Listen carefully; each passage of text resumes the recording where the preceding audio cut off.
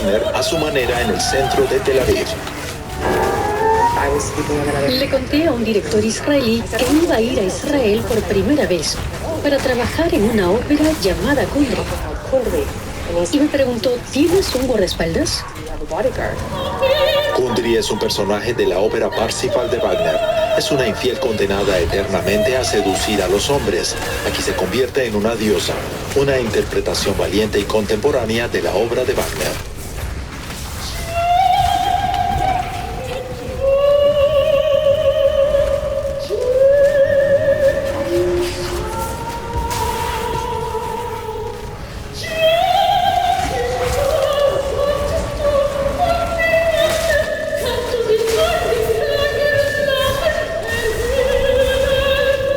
Una vez en Israel, todo el mundo estaba muy abierto a esta idea porque desencadenó un debate acerca del significado de la obra de Wagner y de los motivos del boicot.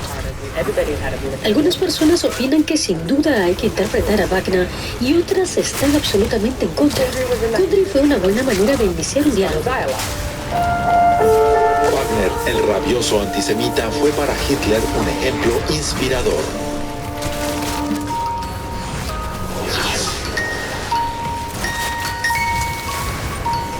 El epicentro del culto a Wagner, Bayreuth, en el sureste de Alemania. Por supuesto, Hitler no podía faltar.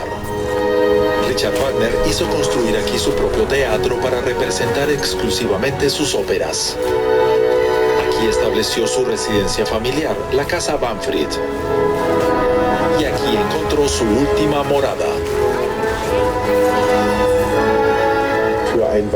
Para un aficionado a Wagner, Bayreuth es lo mismo que la Meca para un creyente musulmán.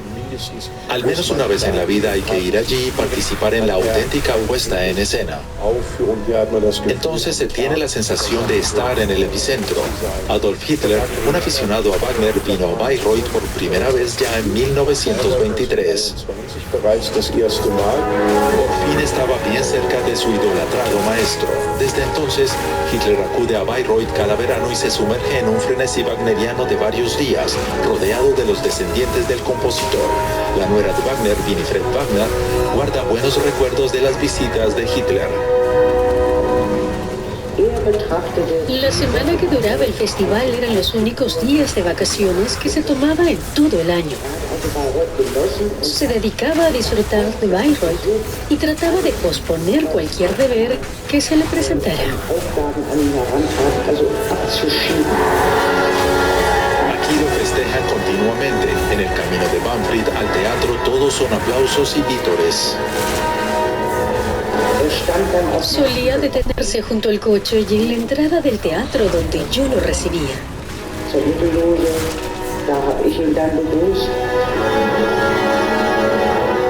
Querido Führer, ten corazón y asómate al balcón, grita la eufórica multitud. Entonces Hitler se acerca a la ventana lateral del edificio y saluda a los curiosos. En 1940, Hitler visita Bayreuth por última vez. Sus palabras de despedida son: oigo batir las alas de la diosa de la victoria. Europa entera está en ruinas, pero Hitler decide que el festival continúe. Los intérpretes están exentos de combatir y el público se llena de heridos de guerra. Wagner para dar consuelo, Wagner para subir la moral.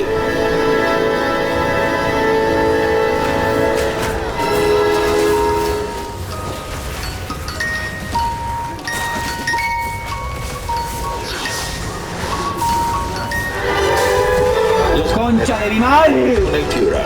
Fue el yerno de Wagner, Chamberlain, quien presentó a Adolf Hitler a su familia. ¿Por qué me matas Hitler tu admira la concha, conducta man? racista y antisemita de Chamberlain. A partir de 1936, Hitler se instala durante la temporada del festival en la mansión del maestro, la Casa Siegfried, construida por el hijo de Wagner. Aquí Hitler puede relajarse. Aquí podía alojarse de forma independiente con su séquito y estar muy cerca de Banfried. Hotels with spas, beach resorts with spas, ski resorts with spas. I chose to launch my business with LegalZoom. They keep the process simple and efficient. You can launch your business in just 3 easy steps. Plus, LegalZoom has what you need to manage and grow your business. LegalZoom, your business journey starts here.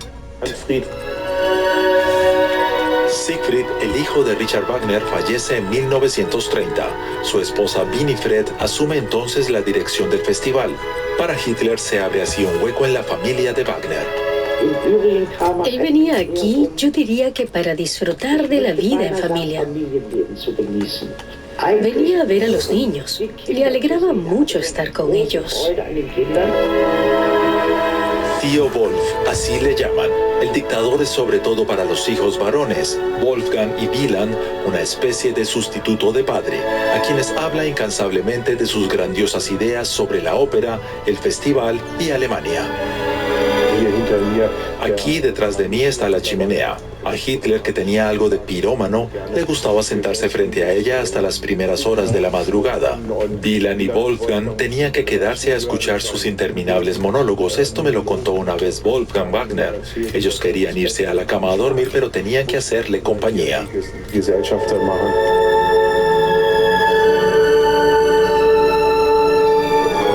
Y Winifred, la ferviente admiradora del nacionalsocialismo, está embelesada por su prominente amigo.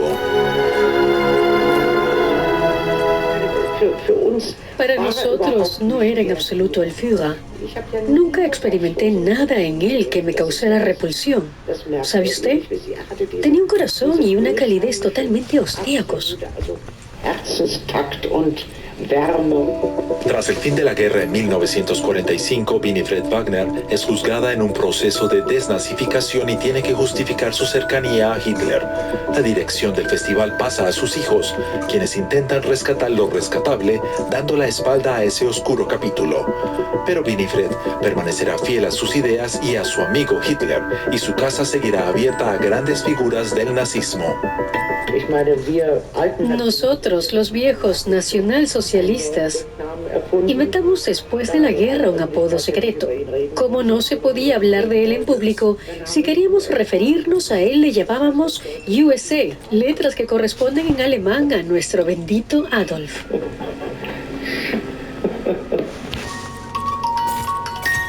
Los Wagner, una verdadera familia adoptiva para Hitler.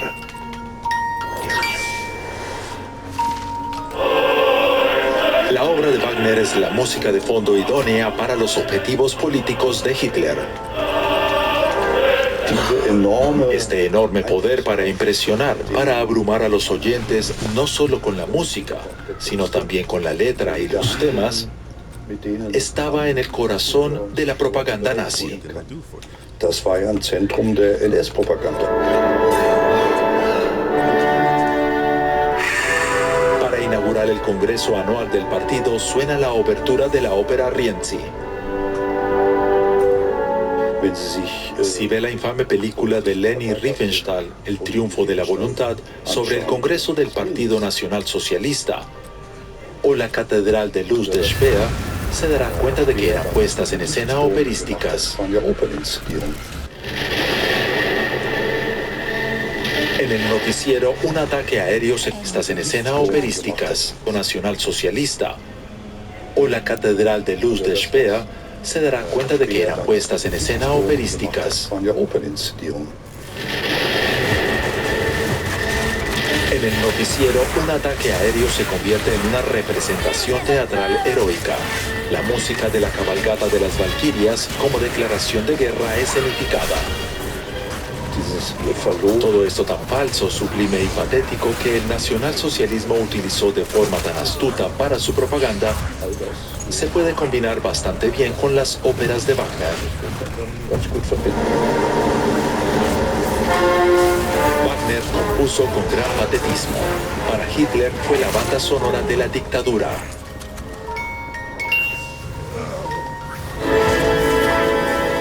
Las fantasías redentoras de Hitler sobre el Reich alemán cobraban vida con la música de Wagner. ¿Ha habido alguna vez mejor música de fondo para la megalomanía? Esta música bombástica va muy bien con ese tipo de fantasías.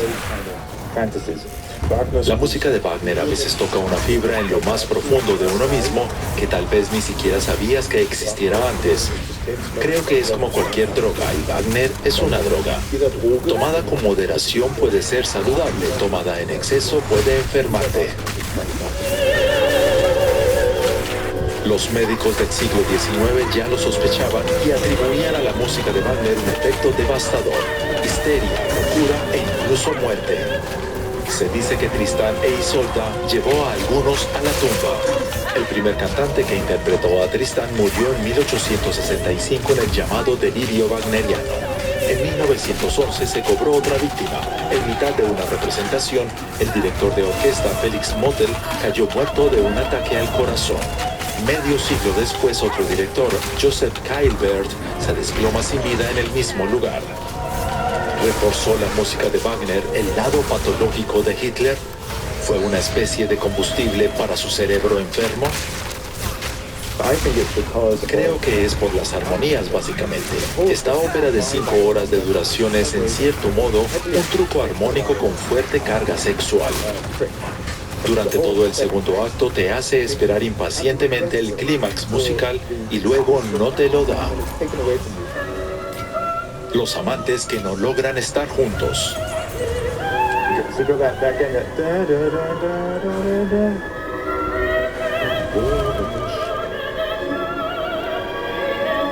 La misma tensión que antes. Y finalmente llega el tono que has estado esperando durante 5 horas. El público ha esperado enfebrecido el clímax durante 5 horas y lo que llega es la muerte como redención. Esta morbosa combinación de erotismo y deseo de muerte es lo que hace que Wagner sea tan poderoso y también algo aterrador. La esperanza de redención de la existencia terrenal, un deseo que no es ajeno a Hitler. Siempre tuvo pensamientos suicidas cuando pasaba un momento difícil, cuando corría el riesgo de fracasar. Solía decir que quería acabar fría y brutalmente con todo, que quería pegarse un tiro. Ese fue siempre un tema y lo puso en práctica en su búnker en 1945. La música de Wagner tampoco faltó en combinación con la muerte de Adolf Hitler. La marcha fúnebre de Siegfried, del ocaso de los dioses, acompaña el anuncio por la radio del miserable final del Führer. Esta peligrosa cercanía entre los dos alemanes no debería ignorarse. Solo se puede ser wagneriano y tener la conciencia tranquila si se está dispuesto y se es capaz de mirar la otra cara de la moneda, que también existe. Con Wagner se podría hacer lo mismo que con los cigarrillos, poner también una advertencia en el paquete.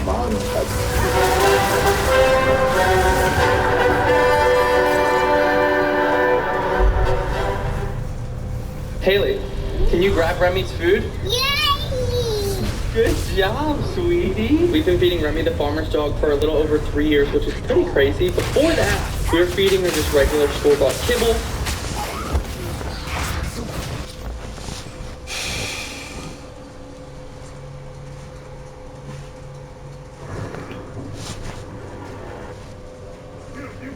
Are you cowards?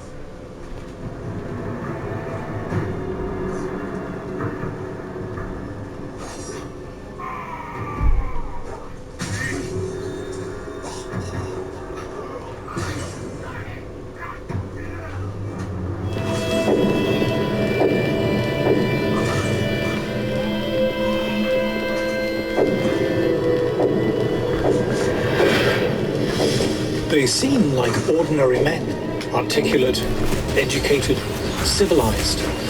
But they will turn into depraved, twisted monsters. They will commit acts of unimaginable cruelty, for which they will feel no shame or remorse.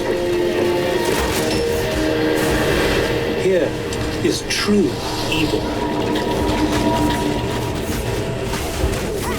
Albert Speer, the designer who turns the Nazis into a brand.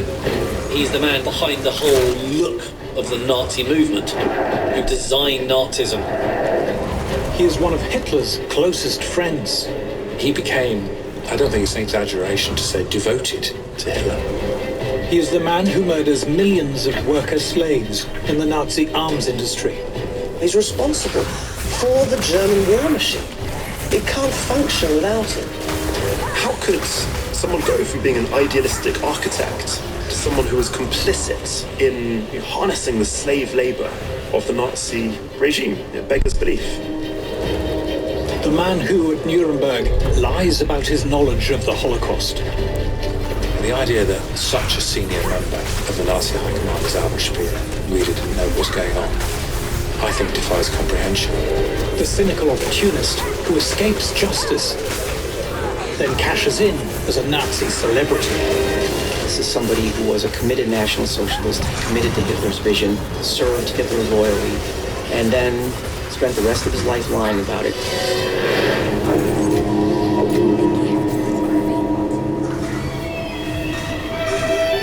Albert Speer is born in 1905 into a well-to-do upper-middle-class family in Mannheim, southwest Germany. Speer's father is an architect, and the young Speer decides to follow in his footsteps. At the age of 20, he goes to Berlin to study. Speer was a pupil of Heinrich Tessenow and was very much favoured by Tessenow, who was a great professor of architecture in Germany in the 1920s. When Speer graduates, his professor offers him a junior post, assisting him at the university. It is a modest, steady job, and in 1928, Speer settles down with his new wife. Speer shows no interest in politics until, in December 1930, he attends a National Socialist event at his university. The speaker is Adolf Hitler.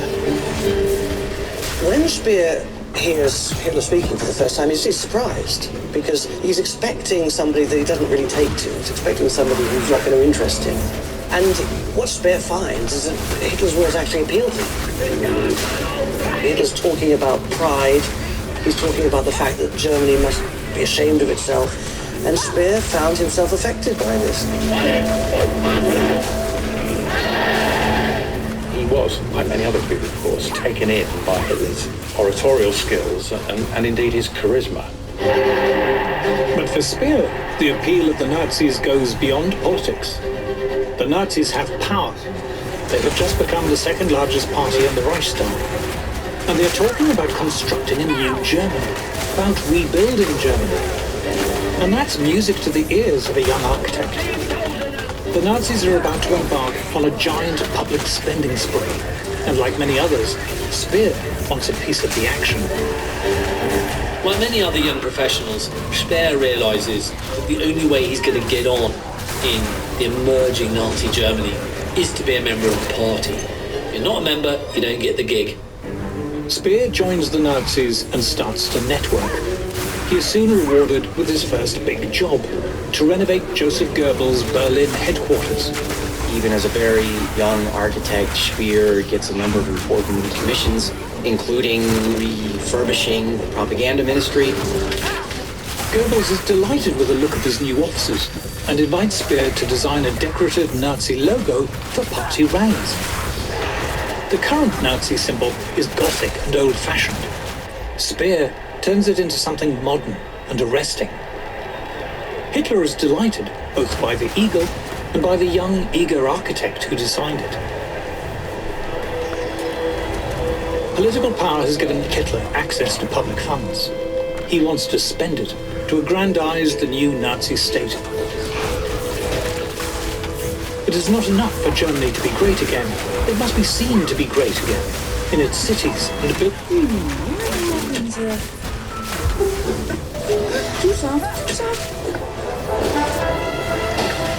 Too strong. There, stop. buildings and monuments. Hitler thinks Speer could be the man for the job. I think Hitler saw an opportunity to have somebody young and new who wasn't encumbered with a lot of pre-existing architectural ideas. And, it was a meeting of minds. They get on with each other on a personal level. Speer regards Hitler as his friend, actual friend. Very few people regard Hitler as a friend. And it's this relationship that becomes endlessly fascinating. In 1934, Hitler appoints Albert Speer, the Nazis' chief architect. When Speer is promoted to Hitler's chief architect, it's a dream come true, because here's an architect who actually had very little practical experience, and now he was going to have the opportunity to build these edifices on a truly monumental scale. Once Speer was in place as the chief architect of the Nazis, that was, in a sense, the beginning of a new era. But Speer's brief goes beyond architecture.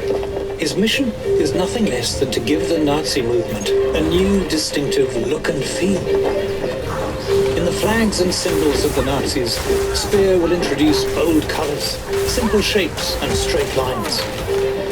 Speer is the man who will design Nazis. Image, even back then, was important. And in the early days of the Nazi Party, its image was of troublemakers, really. The SA had this reputation for being street fighters, and if it was going to appeal more widely, it had to improve that image. Hitler admires the style of Italy's strutting, vain fascist dictator Benito Mussolini. Mussolini is obsessed with his image. Hitler, too, is enormously preoccupied with how the Nazis will look. They've already started to get their uniforms from Hugo Boss, but it will be down to Albert Speer to brand the Nazis, to come up with the now familiar Nazi look. Speer has a brief that goes from iconography to what a flag might look like to what the lighting's going to look like. He is a vital part of the whole look of fascism in Germany. Albert Speer certainly brought a sense of style to the Nazi image. He brought a sense of grandeur to it, a sense of class to it, really.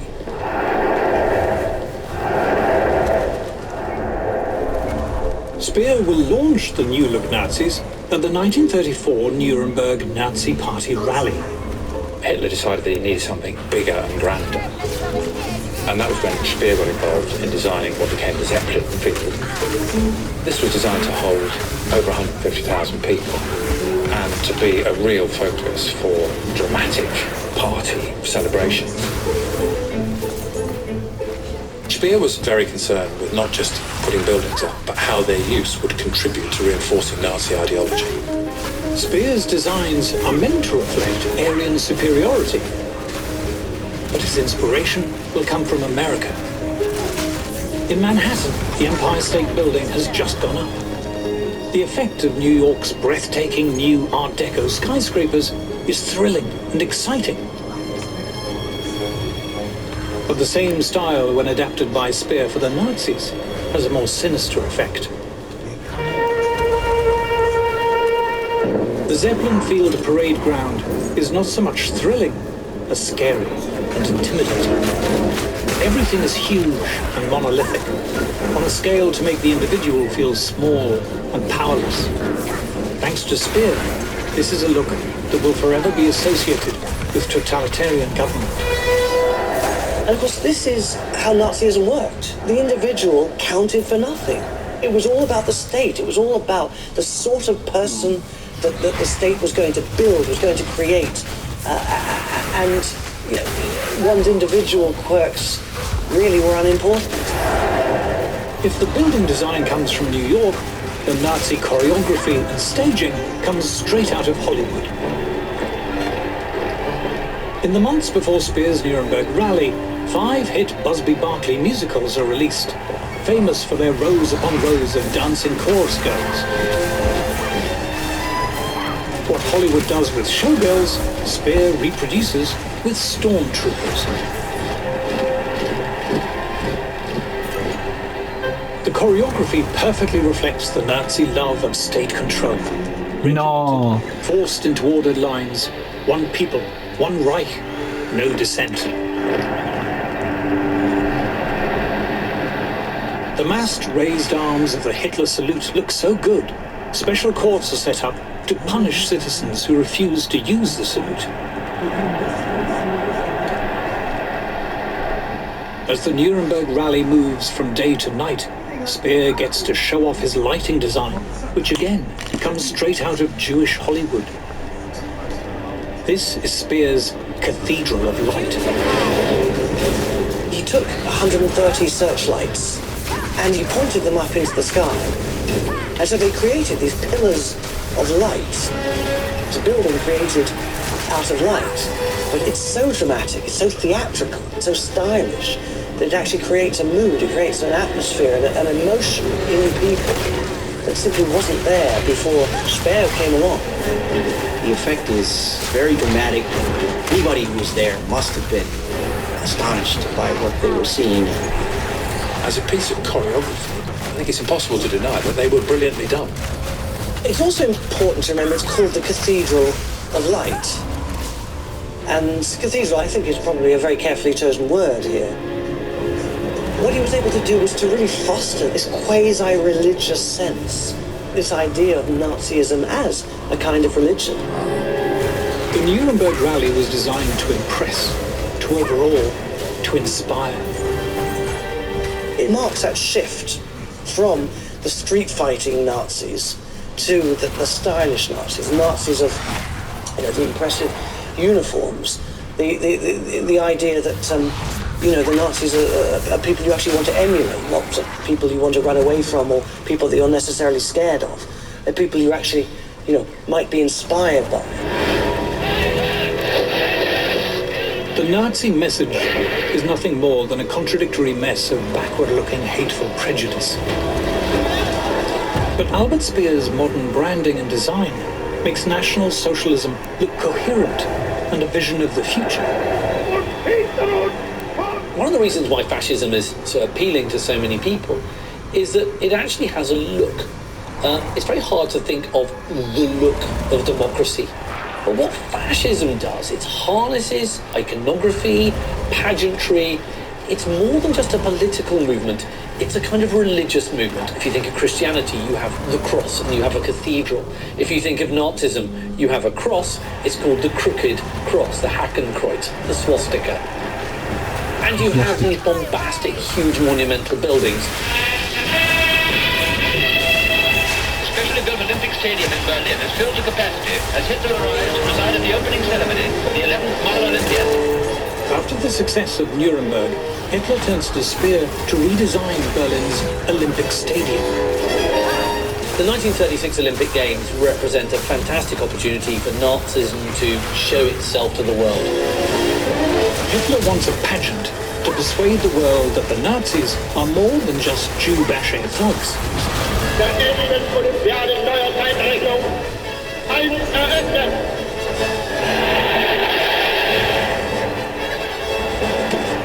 The objectives that the Nazis had were threefold: faultless organisation, brilliant choreography, and of course, demonstrating Aryan superiority.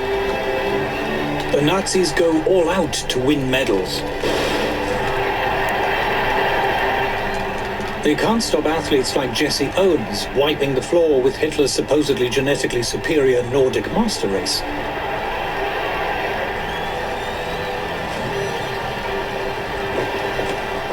Nevertheless, with the world watching, Speer makes Hitler and the Nazis look good.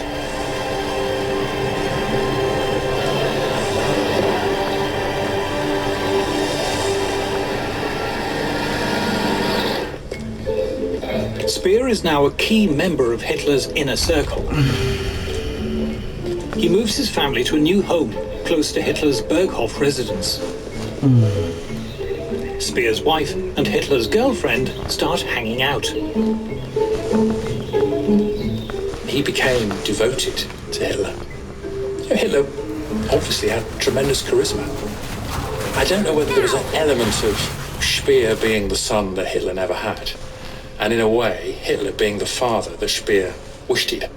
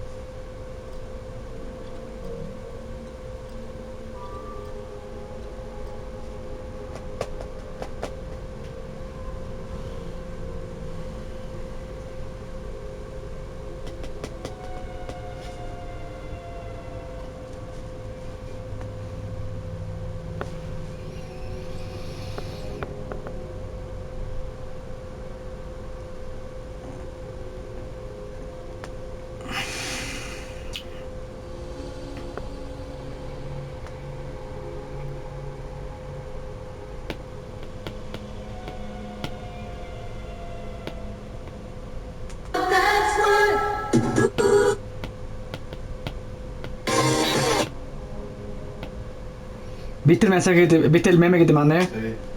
Dando vueltas por el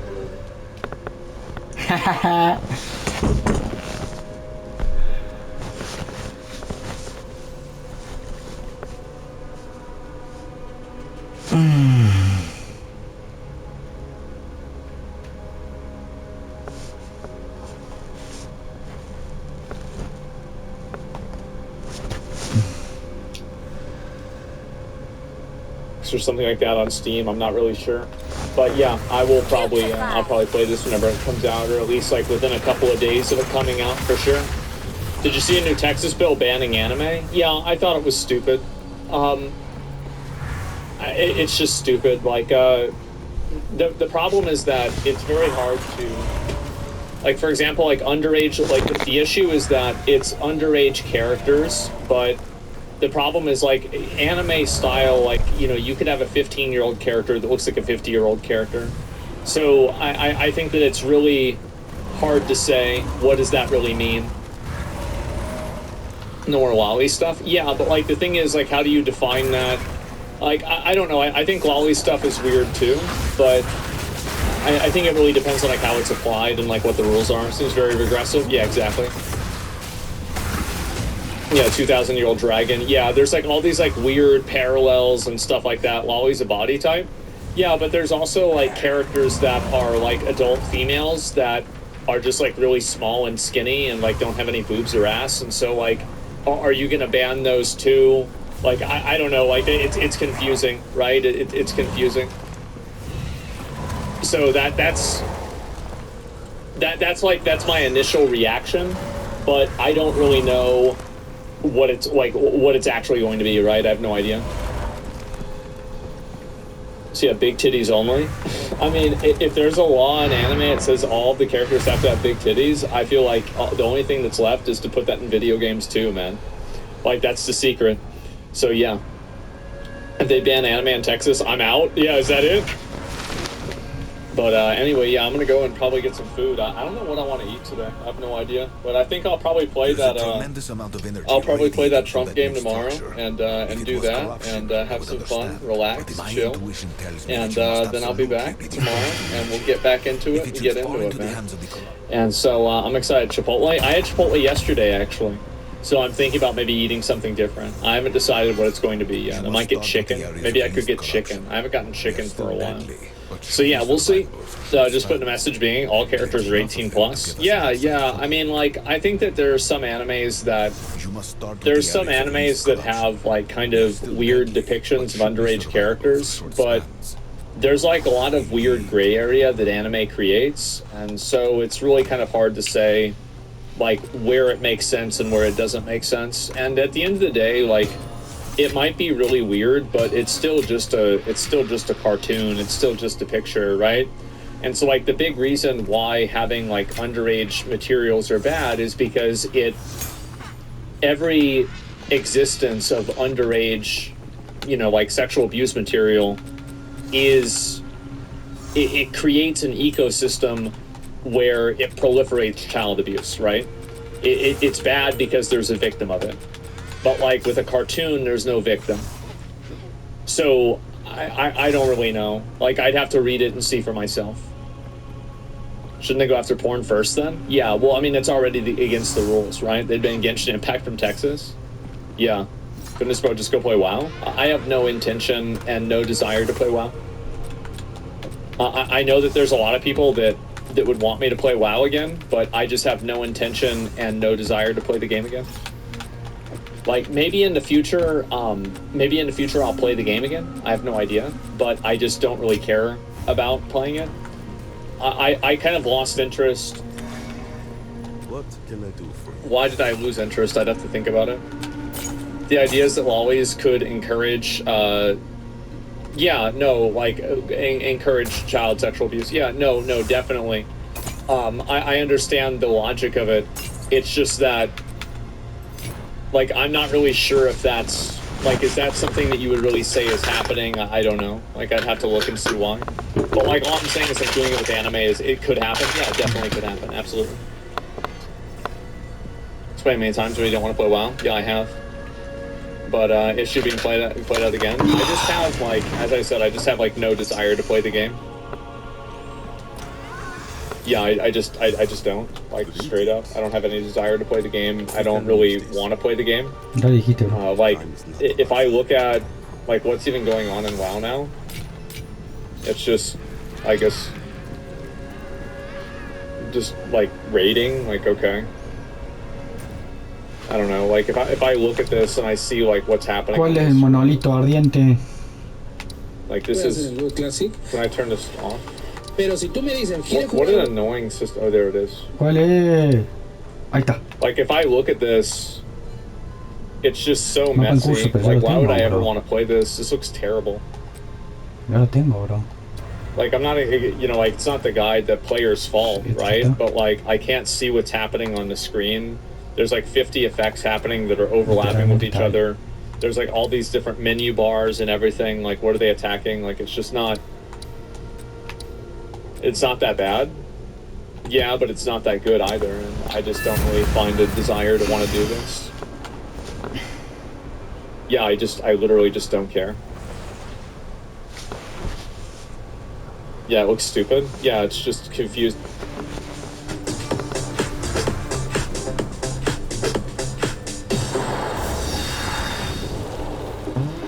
Death and decay.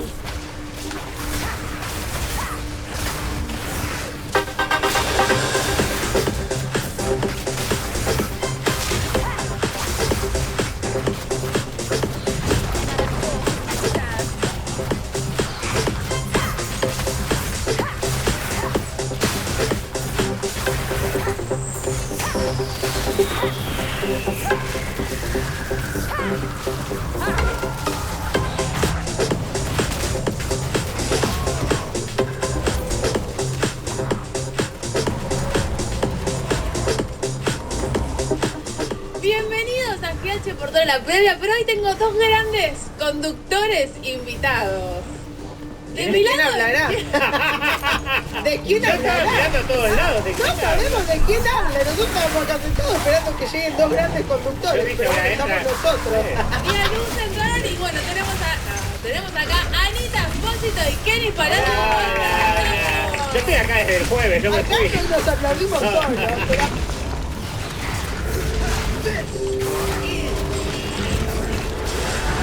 In this world, creativity is key to survival. Oh my gosh, that was so fun. Minecraft movie, rated PG.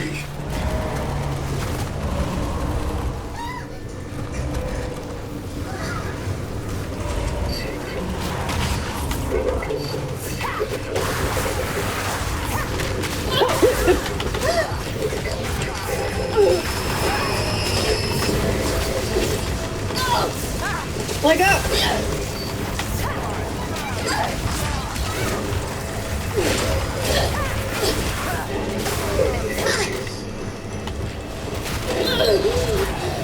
I'm fighting back! What?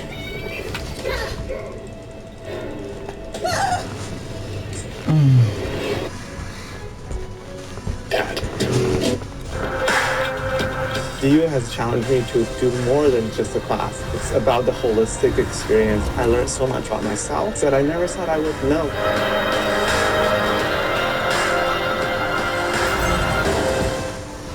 Maverick Coffee travels around the world to your cup, and we're with it every step of the way. We search the world for great coffee, then we roast it to perfection to make varieties including single origin Colombian, dark Brazilian, light Sumatran, and our house blend. Plus, every Maverick is equipped with bean-to-cup machines that grind and brew the coffee on demand, so it's always fresh and delicious. Head to Maverick and try some today. Maverick, adventure's first stop. Hitler has big plans for the German state, which he shares with Speer. The Nazi Third Reich will be a new empire that will dominate the world. Hitler's main inspiration was the Roman Empire. The Roman Empire had might, had grandeur. Territorially, it spread across much of Europe and Asia. But more than anything, it was eternal. And it was that idea of eternity that Hitler was most attracted to. He wanted to forge a Reich that was going to stand the test of time. It was going to last for 1,000 years. Hitler wants his own eternal city, his own Rome. He will replace Berlin with a new capital befitting the Eternal Reich. It will be called Germania. And the man who will build it will be his friend Albert Speer. Hitler had a dream that in time, and not a lot of time, Berlin would be rebuilt along his own personal lines. Berlin is going to become not just a capital of the Third Reich, but it's going to become a capital of the world. And if you're going to sit down and design a capital of the world, it's not going to be full of little cottages. You're going to make it big. Germania was the Nazi ethos in architectural form. Speer's architectural designs are imposing, monolithic, awe-inspiring monuments to the all-powerful Reich. The Nazis believe in total state control. Speer's job is to translate the supreme authority of state into stone. There's no doubt that Hitler, Speer and the Nazis used architecture for political ends. They wanted to make a statement about the power of Nazi ideology, the power of the Nazi state. So the buildings were on a big scale. They were gaunt, they were imposing. I think you could argue they were intimidating. For a young architect like Speer, of course, it's a dream come true. Unlimited public funds and a more or less free hand. Not just a building to design, but an entire city. The most important city ever. Hitler had a lot of his own ideas, and they had a sort of symbiotic relationship. And Speer definitely had the ability to deliver what Hitler wanted.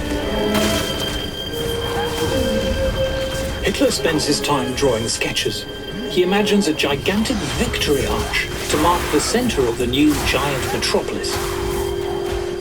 Albert Speer is more than willing to indulge Hitler's grandiose fantasies. He would spend hours poring over plans and mock-ups of Germania. Speer was very happy to do his bidding and very happy to plan out this extraordinary, cold, impersonal city. Speer plans an enormous 3-mile-long boulevard called the Prachtstrasse, or Street of Magnificence, to be lined with vast new public buildings.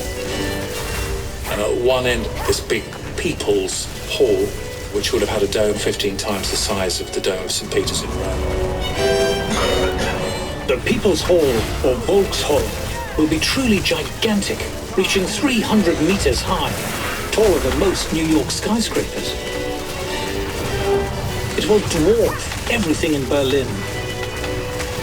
And inside the Volkshall will stand a great gilded eagle, in front of which Hitler can make his crazed speeches to up to 180,000 people at a time. And at the other end, a big triumphal arch, very much modelled on the Arc de Triomphe in Paris, but big enough to fit the Arc de Triomphe inside it. So it was all about, size. The scale of the project is utterly astonishing. It was going to completely dwarf the individual. It's a vision that's kind of bigger than humanity. It's a vision that almost suggests something beyond people. Albert Speer's father was an architect, and when he took his father to see the plans for Germania, his father just looked at the plans and said, "Have you all gone mad?"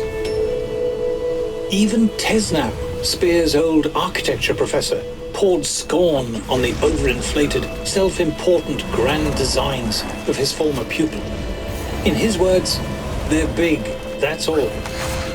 And I suspect that was probably the reaction of a lot of ordinary Germans, that these things were just, on a scale that was out of all proportion to normal building of cities. Speer sets to work immediately. In just 12 months and ahead of schedule, he designs and builds a new Reich Chancellery, the center of the Nazi government. Whole areas of Berlin are demolished to make way for the new Nazi buildings. Private properties are simply confiscated and destroyed. And in a disgusting irony, Speer decides that this monument to anti-Semitism should be built using Jewish slave labor. To build Germania, Speer drove the Berlin Jews from their homes, and he liaised very closely with the SS to ensure that he had a plenteous supply of slave labor. So imprisoned Jews were forced to work on these kind of monumental architectural projects. But before Hitler can justify his supersized victory arch, he needs to win some victories. On the 1st of September 1939, Hitler sends the German army into Poland. Hitler and the Nazis march into war brimming with confidence. After all, they lead the world's greatest genetically superior warrior race. They've also spent a fortune on planes, tanks, and guns. They've also spent a fortune on planes, tanks, and after all, they lead the world's greatest genetically superior warrior race. They've also spent a fortune on planes, tanks, and guns. Early on in the war, the German war machine is astonishingly successful. I mean, beyond anything anyone could really predict. You'd had Poland, you'd had the Low Countries, you'd had France, you'd had these quick and, in relative terms, easy victories. In 1940, the Nazis march into Paris. Hitler decides to visit the city, not to inspect the troops with his generals, but to look at the grand architecture with his master architect, Albert Speer. There's no doubt that right throughout the war, Hitler was still dreaming about the rebuilding of cities. But soon, Hitler's and Speer's elaborate plans for victory arches and boulevards come grinding to a halt. Hitler has sent almost 4 million soldiers to conquer Russia, along with 17 divisions of panzers and most of the Luftwaffe. The Wehrmacht plans to win a lightning-quick victory. But within months, against stiff resistance under Russian winter, the Germans are facing disaster. The vast army in the east is using its ammunition, arms, and supplies and losing its men at an alarming rate. There is so little fuel, Germany's surface fleet is confined to harbor, whereas the Soviets seem to have an inexhaustible supply of men, guns, and tanks. The Germans hopelessly over-engineered uniforms, rifles, tanks, you name it, whereas Soviet designers just produced something quick, dirty, that worked. And of course, that means that you can produce far more quickly. The German armaments industry is doing badly. And in February 1942, Hitler's Minister of Armaments dies in a plane crash. To replace him, Hitler is expected to choose another civil service bureaucrat. But instead, he appoints his best friend, Albert Speer. Ocho, dale! To run the Nazi arms industry seems like a crazy idea. But Hitler has total faith in Speer.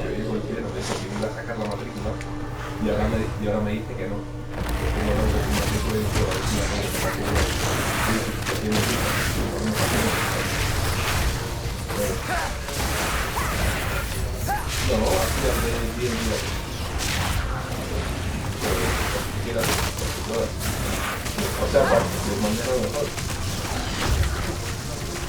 Bueno, si no pasaba, buscando una vida. Quiero que sea a las 5, pero no sé si voy a poner un día.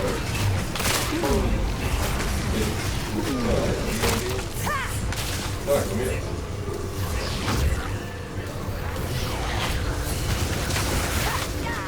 Y déjame ver. Ah, no, a las 4.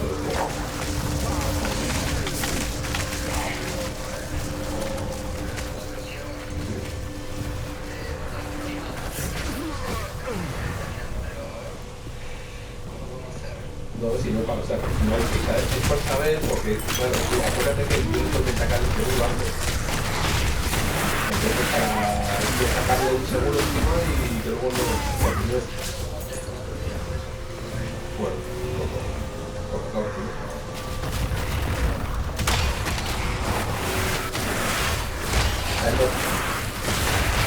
no tengo prisa. Yo tengo prisa, no tengo mucho auto. Simplemente para buscar a alguien que me lo haga, no iba a hacer que te haga el culo, ahora dice que no. No, pues tú tienes vista y todo, pues. O sea, ya te vino en el pasaporte. Tu visa viene en el pasaporte. Vale. Mira, avísame. Ok, no te he visto de una manera, te gusta. Bueno, ahí...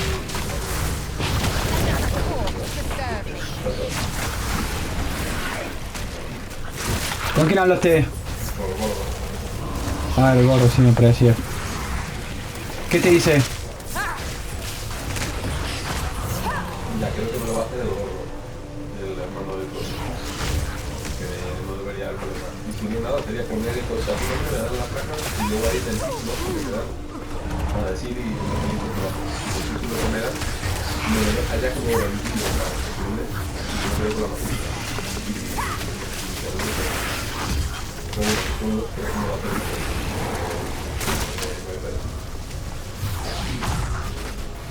Ok.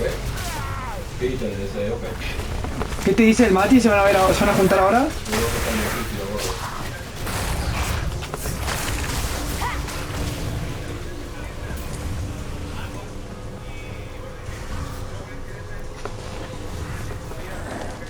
In a sense, it was quite natural that he would turn to Speer, who was one of the people he trusted most, to take over the organisation. Albert Speer, the designer, Speer, the head of choreography for Nazi parades, is now, in effect, running the entire Nazi war machine. Up until February 1942, when Speer becomes Minister of Armaments, he is a friend of Hitler's. He's really on the periphery of the Nazi machine. As soon as he becomes Minister of Armaments, he's suddenly in a different field altogether. First of all, he's privy to information he would never have been privy to before. But also, he's got an incredibly responsible job. He's responsible for the German war machine. It can't function without it. Speer discovers an arms industry in chaos. The once productive and efficient private armaments firms are now under control of Nazi officials. Businessmen take their orders from government committees and civil service bureaucrats. There are countless forms and meetings, purchasing committees and supervisory bodies and accounting offices. Why would you assume that there's a lake? Why would they call it the Lakeview? Not everyone's life runs in straight lines. At Sophia, we get that. Our flexible, affordable, self-paced college-level courses help thousands of people just like you complete their degrees for only $99 a month.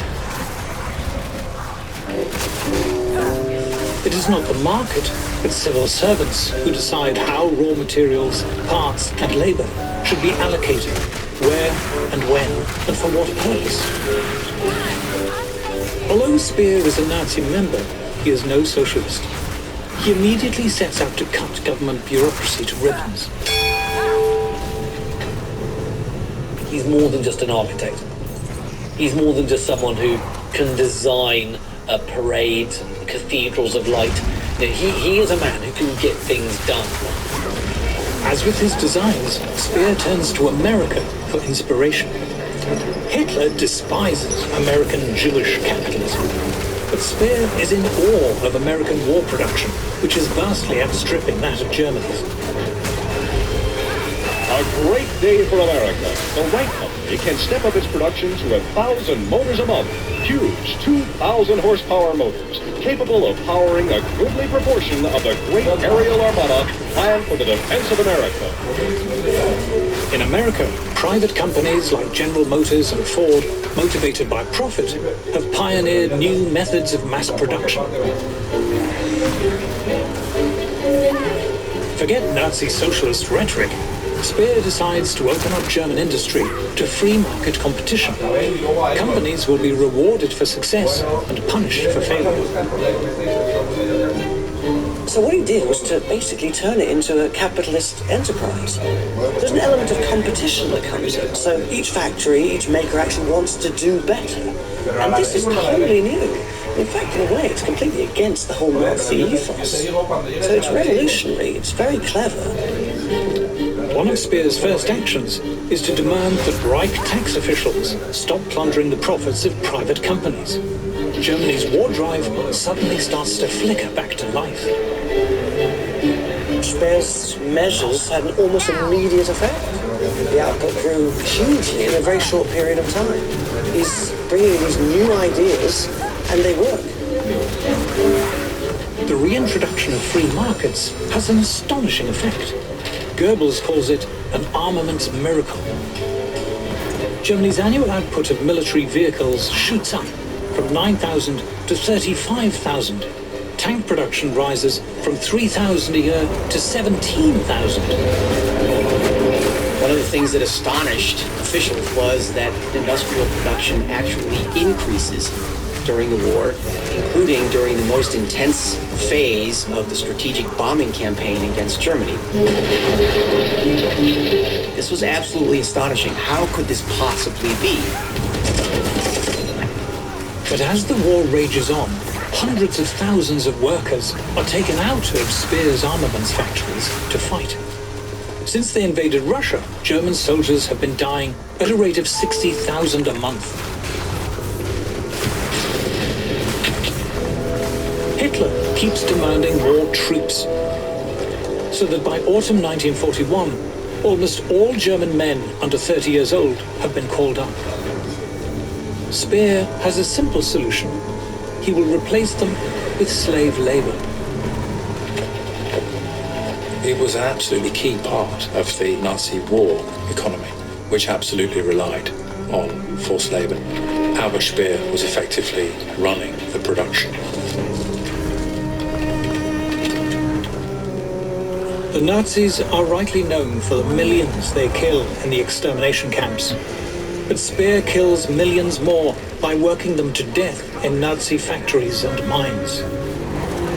The conditions in Speer's labor camps were horrific. There was absolutely no care taken of the people at all. They were completely expendable. And what that meant was that there was an almost limitless supply of labor. Workers sleep where they work. They have almost no food, no clean water to drink, no sanitation. Workers deemed to be lazy are hanged. When workers die, their bodies are dumped in heaps like wasted material.